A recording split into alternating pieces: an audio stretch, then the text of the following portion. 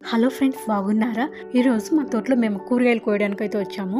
అవి ఏమేమో చూద్దాము. ఇక్కడైతే బీర చెట్టు కనిపిస్తూ ఉంది కదా, చాలా హెల్తీగా అయితే ఉంది. పూలు చిన్న చిన్న పిందెలు అయితే చాలా బాగా వచ్చాయి. కానీ పిందెలు అంతా ఎందుకో కొంచెం ఎల్లోగా అయిపోయి రాలిపోతా ఉన్నాయి. ఒక 2 కాయలు ఏమో మిగిలాయి అంతే. ఇంకా వాటిని అయితే కోద్దామని ఇంక అమ్మ అయితే కోస్తా ఉంది. ఇది నాటి బీర కాదు, హైబ్రిడ్ విత్తనాలు ఏమో అమ్మ వేసినట్టుంది. కానీ పిందెలు అంతా ఎందుకో రాలిపోతున్నాయి, అర్థం కావటం లేదు. చాలా బాగా వస్తున్నాయి పూలు, పిందెలు అంతా వస్తున్నాయి. కాయలు బాగా వస్తున్నాయి అనే లోపే ఇక రాలిపోతా ఉన్నాయి. బీరకాయలు అయితే చాలా బాగుంటాయి కదా. బీరకాయ కూర అయితే సూపర్ గా ఉంటుంది.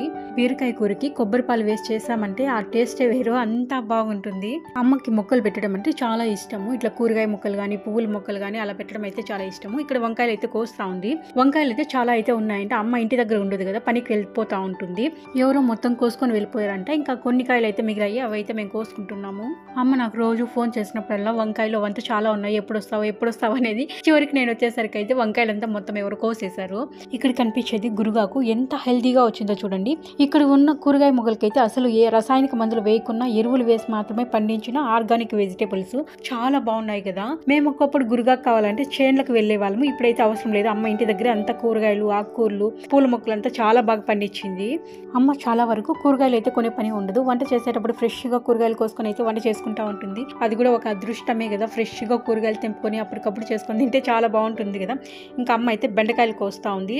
ఇవి నాటి బెండకాయలు కానీ ఇవైతే తెల్లగా ఉంటాయి కాయలు. మేము చిన్నప్పుడు అయితే ఎక్కడ చూసినా ఈ కాయలే ఎక్కువ పండేవి. ఇప్పుడు గ్రీన్ కలర్ లో వస్తున్నాయి కదా, వాటికంటే ఈ కాయలు అయితే చాలా టేస్ట్ బాగుంటుంది.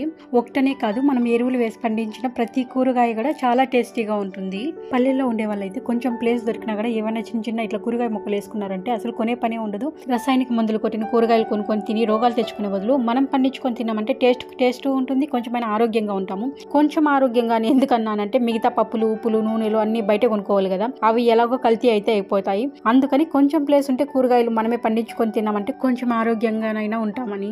నిజమే కదా నేను చెప్పింది, ఏమైనా తప్పు ఉందా? మేము ఇప్పటి వరకు ఆకుకూరలు, కూరగాయలు అయితే కోసాం కదా. ఏమేమి కోసామో చూద్దాము.